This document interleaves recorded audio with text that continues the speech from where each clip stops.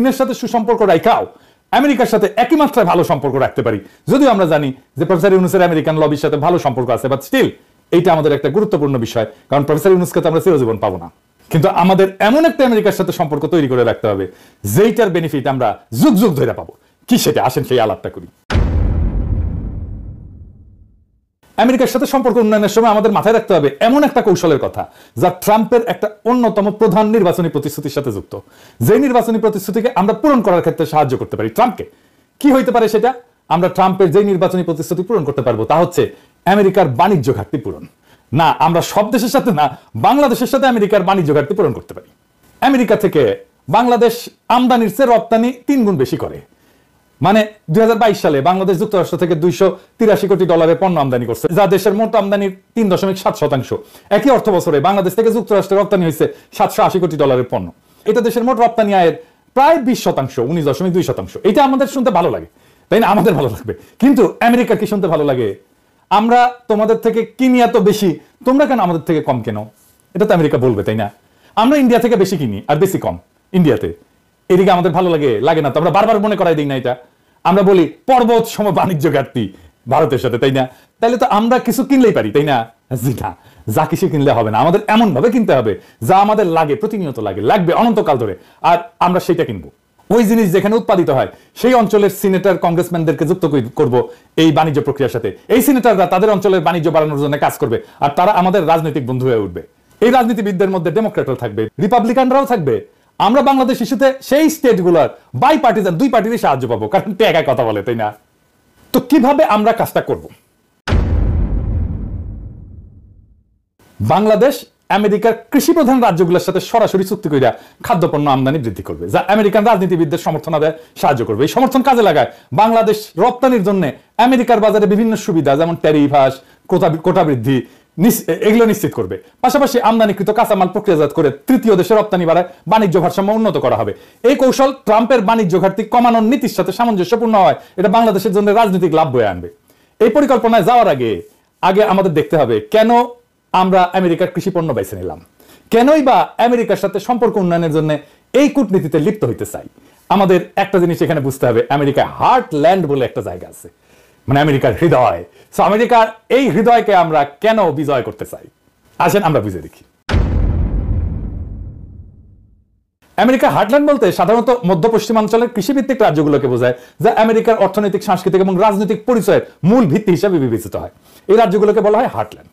তাদের ভৌগোলিক অবস্থান, কৃষির উপরে নির্ভরশীলতা এবং ঐতিহ্যবাহী আমেরিকার মূল্যবোধের জন্য তাদেরকে হার্টল্যান্ড বলা হয়। এদের রাজনৈতিক গুরুত্ব অপরিসীম, বিশেষ করে নির্বাচনী প্রক্রিয়া এবং নীতি নির্ধারণে। তাই আমরা এই হার্টল্যান্ডকে টার্গেট করব। তো কেন এটাকে হার্টল্যান্ড বলা হয়? 1 নম্বর কারণ হইতেছে এটা কৃষির কেন্দ্রস্থল।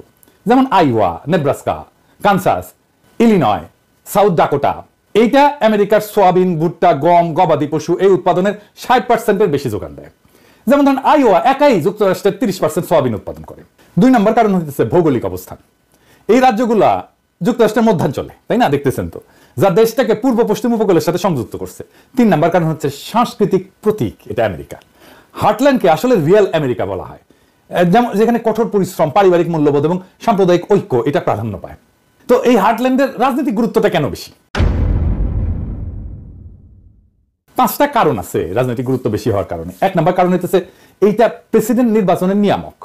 আইওয়া ককাস, এইটা প্রত্যেক প্রেসিডেন্ট নির্বাচন চক্রের প্রথম প্রাইমারি প্রতিযোগিতা হয় এইখানে আইওয়াতে। এখানে যে প্রার্থী জয়ী হয় মিডিয়া কভারেজ সে বেশি পায়, ন্যাচারালি প্রথম হয়েছে ইলেকশন। যেমন জিমি কার্টারে যে 1976 সালে, ওবামা 2008 সালে এইখানে জিতেই নিশ্চিত করছিল সে আসলে জিতে যাবে ফাইনাল ইলেকশনে। 2 নম্বর হচ্ছে ইলেকট্রাল কলেজের ভোট। হার্টল্যান্ড রাজ্যগুলোতে মোট 40 থেকে 50টা ইলেকট্রাল ভোট আছে, যেমন মিসৌরিতে 10টা, আইওয়াতে 6টা। এইগুলো কিন্তু সুইং স্টেট, মানে প্রেসিডেন্ট নির্বাচনের ফলাফল নির্ধারণে অত্যন্ত গুরুত্বপূর্ণ এইখানকার ভোটগুলা। 3 নম্বর হইতেছে কৃষি লবির শক্তি।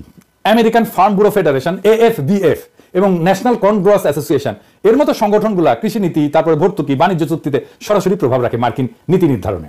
যেমন চীন মার্কিন বাণিজ্য যুদ্ধের সময় হার্টল্যান্ড সিনেটররা ট্রাম্পকে চাপ দিছিলেন যে সোয়াবিন রপ্তানির এই যে সমাধান করতে, দেখছেন। 4 নম্বর হচ্ছে এনার্জি নীতিতে প্রভাব এই অঞ্চলের। এরা ইথানলের উৎপাদন করে, ইথানল মানে মদ তৈরিতে লাগে আর কি। আইওয়া আর নেব্রাস্কা যুক্তরাষ্ট্রের 50% ইথানল উৎপাদন করে।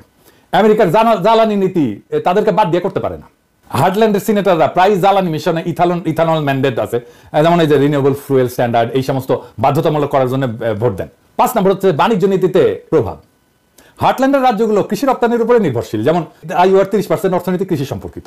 তাই বাণিজ্য চুক্তি বা ট্যারিফ ইস্যুতে তাদের যে মতামত সেটা সরাসরি ওয়াশিংটনের সিদ্ধান্তকে প্রভাবিত করে। 6 নম্বর হচ্ছে সাংস্কৃতিক যুদ্ধের প্রতি। হার্টল্যান্ড রাজ্যগুলো এগুলো রক্ষণশীল এলাকা। এইখানে যেমন ধরেন গর্ভপাত বিরোধী আইন, তারপরে বন্দুক অধিকার, ট্রাম্পের মতো প্রার্থীরা এইখানে এই যে সাইলেন্ট মেজরিটি তার সমর্থন পায়। এবারে এসে বুঝে দেখি একটা খুব ইন্টারেস্টিং জিনিস, হার্টল্যান্ডের 5টা প্রধান রাজ্য কি এবং তাদের প্রভাবগুলো কোথায় কোথায়। এডিটর সাহেব এটা একটু দেখান, এই যে প্রভাবগুলো, রাজ্যের নাম লিখবেন, তারপরে প্রধান পণ্য লিখবেন, রাজনৈতিক নেতা কে ওই অঞ্চলে প্রধান, আর প্রভাবের ক্ষেত্রটা কি। যেমন আইওয়া, প্রধান পণ্য কি? প্রধান পণ্য সোয়াবিন, ভুট্টা। এর রাজনৈতিক নেতা হচ্ছে চাক গ্রাসলি, সিনেটর। এইটা কোন কোন ক্ষেত্রে সে প্রভাব রাখে? যেমন কৃষি নীতিতে সে প্রভাব রাখে, ইথানল নীতিতে প্রভাব রাখে।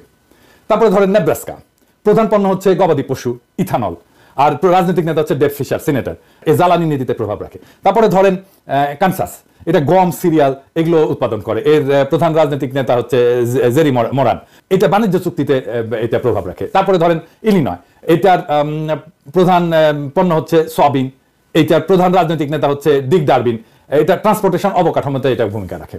তারপরে ধরেন সাউথ ডাকোটা, এটা গবাদি পশু, ভুট্টা, এটার রাজনৈতিক নেতা হচ্ছে জন থিওন, আর আদিবাসী নীতিতে ভূমিকা রাখে। হার্টল্যান্ডের সাথে বাণিজ্য কেন বাংলাদেশের জন্য গুরুত্বপূর্ণ হবে? আসেন এটা একটু বুঝে দেখি। হার্টল্যান্ড রাজ্যগুলোর সাথে বাণিজ্য বা কূটনৈতিক সম্পর্ক গড়ে তুললে বাংলাদেশ কয়েকটা সুবিধা পেতে পারে। 1, কৃষি আমদানিতে রাজনৈতিক সমর্থন পাইতে পারে। আইওয়া বা নেব্রাস্কার সোয়াবিন, গম আমদানি বাড়লে তাদের সিনেটররা বাংলাদেশের পক্ষে ট্যারিফ বা জিএসপি পুনর্বহালের লবি করবে।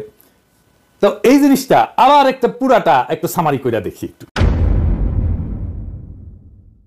তো আমরা তো দেখলাম যে কোন কোন আমেরিকান স্টেটের সাথে আমরা বাণিজ্য করবো, আর সেই বাণিজ্য উদ্যোগের সাথে কোন রাজনীতিবিদকে যুক্ত করবো সেটা তো প্রথমে আমাদের চিহ্নিত করতে হবে।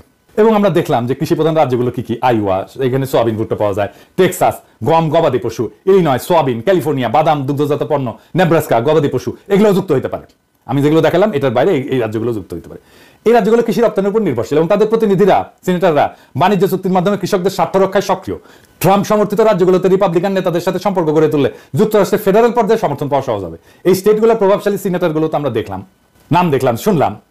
এর বাইরেও ধরেন টেক্সাসে টেড ক্রুজ আছে, ও কিন্তু রিপাবলিকান সিনেটর। আর জন কর্নিন আছে, সেও রিপাবলিকান সিনেটর। নেব্রাস্কার ডেভ ফিশার, সে কিন্তু রিপাবলিকান সিনেটর। এরপরে আমরা করবোটা কি? আমরা স্টেট স্তরে চুক্তি এবং কূটনীতি শুরু করতে হবে। এর মধ্যে করতে হবে এমএইউ সিগনেচার করতে হবে, মেমোরেন্ডাম অফ আন্ডারস্ট্যান্ডিং। এই যে টার্গেট রাজ্যগুলো সেটার সাথে দীর্ঘমেয়াদী চুক্তি করে গম, সোয়াবিন, ডাল ইত্যাদি আমদানি নিশ্চিত করা বাংলাদেশ আমাদের লাগেই। বাংলাদেশ প্রত্যেক বছর আইওয়া থেকে 1 মিলিয়ন টন সোয়াবিন আমদানি চুক্তি করতে পারে। তারপর করতে হবে রাজনৈতিক লবিং।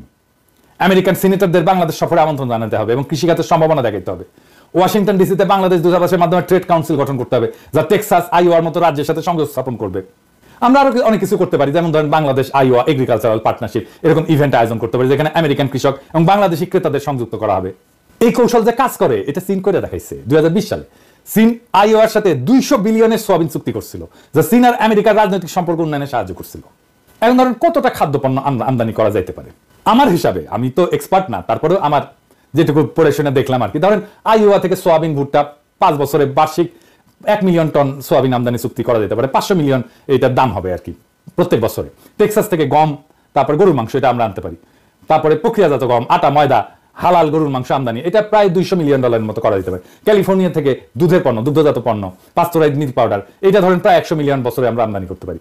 এরপরে যা করতে পারি তা হইতেছে আমদানিকে রপ্তানির সুবিধায় রূপান্তর করা। যেমন ধরেন ট্যারিফ কমানোর জন্য চাপ দেওয়া। বাংলাদেশি পোশাক শিল্পের জন্য আমেরিকার বাজারে ট্যারিফ বর্তমানে এটা বোধহয় 15.5% মতো। তো এইটা কমানোর জন্য আমরা বলতে পারি, চুক্তি শর্ত হিসেবে দিতে পারি। উদাহরণ হিসেবে আমরা বলতে পারি যে আমরা তোমাদের সোয়াবিন কিনবো, তোমরা আমাদের তৈরি পোশাকের ট্যারিফ কমাও। ট্যারিফ যদি হ্রাস পায় তাহলে রপ্তানি 20% বাড়ানো সম্ভব। আরো জায়গা আছে, যেমন কোটা বৃদ্ধি। চামড়া এবং হালকা ইঞ্জিনিয়ারিং পণ্যের রপ্তানি কোটা বাড়ানোর দাবি করতে পারি আমরা। এটা কিন্তু কোটার মধ্যে থাকার কারণে আমরা আরো বেশি রপ্তানি করতে পারতাম, পারি না এখন। এছাড়াও যেটা করা যেতে পারে সেটা হইতেছে ধরেন স্পেশাল ইকোনমিক জোন করা যেতে পারে। আমেরিকান কোম্পানিগুলোকে স্পেশাল ইকোনমিক জোনে বিনিয়োগের জন্য উৎসাহিত করা যেতে পারে, যা যুক্তরাষ্ট্রে রপ্তানিযোগ্য পণ্য উৎপাদন করবে। যেমন ধরা যাক মেডিকেল ডিভাইস, ওরা এটা আমাদের এখানে উৎপাদন করতে পারে, খুব অল্প জায়গা লাগবে কিন্তু অনেক প্রচুর দাম। আর কি করা যায়? যেমন ধরেন ভ্যালু এডেড রপ্তানি বৃদ্ধি, প্রক্রিয়াজাত খাবার রপ্তানি, আমেরিকা থেকে আমদানিকৃত সোয়াবিন থেকে সোয়াবিন তেল উৎপাদন করে মধ্যপ্রাচ্যে বা ইউরোপে আমরা রপ্তানি করতে পারি, জয়েন্ট ভেঞ্চার করতে পারি আমেরিকান কোম্পানিগুলোর সাথে পার্টনারশিপ করে। এগুলো প্রক্রিয়াজাত খাদ্য প্যাকেজিং, যেমন আমরা হালাল ফুড এইটার প্যাকেজিং গুলো করতে পারি, করে আবার আমেরিকাতেই বিক্রি করতে পারি। এটার উদাহরণ আছে কিন্তু, যেমন ধরেন ভিয়েতনাম আমেরিকান কাঁচামাল আমদানি করে, ইলেকট্রনিক্সের উৎপাদন করে, এবং বছরে 126.5 বিলিয়ন ডলারের ইলেকট্রনিক্স পণ্য রপ্তানি করে ভিয়েতনাম। এইটা হইতেছে তাদের মোট রপ্তানির প্রায় 1/3। কি পরিমাণে রপ্তানি করে চিন্তা করেন। এই কাজে কেমন ফলাফল আসতে পারে এটা অনুমান করাটা কঠিন, তবে আমরা যদি খুব কম করেও ধরি আর কি, তাহলে আমাদের বাণিজ্য ঘাটতি তো আমেরিকার সাথে হ্রাস পাবে। 5 বছরের রপ্তানি আমরা প্রায় 12 বিলিয়নের মতো করতে পারবো, আমদানি করব 8 বিলিয়ন, নিয়ে যাওয়া সম্ভব আমদানি 8 বিলিয়নে। এর বাইরে কি কি করতে হবে? এর বাইরে 1 নাম্বার করতে হবে মিডিয়া ন্যারেটিভ এবং ম্যানেজমেন্ট করতে হবে। আমেরিকাতে প্রচারণা চালাতে হবে যে এরকম বলবে যে বাংলাদেশ যেভাবে আমেরিকার হার্টল্যান্ড রাজ্যগুলোকে সাহায্য করছে। ডকুমেন্টারি করতে পারি, ফক্স বিজনেসে করতে পারি, সিএনবিসিতে করতে পারি, সিএনএনে করতে পারি। তারপরে এই স্টেটগুলোতে ভিজিট, বাংলাদেশের প্রধান উপদেষ্টা আইওয়াতে যেতে পারে, টেক্সাসে যেতে পারে এবং কৃষকদের সাথে সরাসরি আলাপ করতে পারে। প্রফেসর ইউনূস এটা খুব ভালো করতে পারেন এবং ওনার সম্পর্ক আছে স্টেটগুলোর সাথে। গ্রামীণের অপারেশন আমার ধারণা অনেকগুলো স্টেটে আছে। এবং আমরা ন্যারেটিভ তৈরি করব, আমরা ট্রাম্প প্রশাসনকে বোঝাবো যে বাংলাদেশের এই উদ্যোগকে ট্রাম্পের বাণিজ্য ঘাটতি কমানো নীতির সাফল্য হিসেবে উপস্থাপন করতে হবে। ট্রাম্পকে বলতে হবে যে দেখিছো আমরা ছোট দেশ কিন্তু তোমার বাণিজ্য ঘাটতি কিন্তু কমাই দিলাম, এই উদ্যোগ আমরা নিজে থেকেই নিচ্ছি। ট্রাম্পকে একটা টকিং পয়েন্ট দেওয়া গেল, তো সাপ্লাই দিলাম, আমরাই দিলাম। বাংলাদেশের সাফল্য ট্রাম্পকে অন্যান্য দেশের সাথে আলোচনায় ব্যবহার করতে, নেগোসিয়েট করতে সাহায্য করবে, যে বলবে যে বাংলাদেশের মতো দেশ যদি বাণিজ্য ঘাটতি কমাইতে পারে আপনারাও কমান। ইন্ডিয়াকে বলবে তোমরা কমা বাণিজ্য ঘাটতি, ইন্ডিয়াতে চাপে ফেলতে পারবো, চামে বুঝছাও।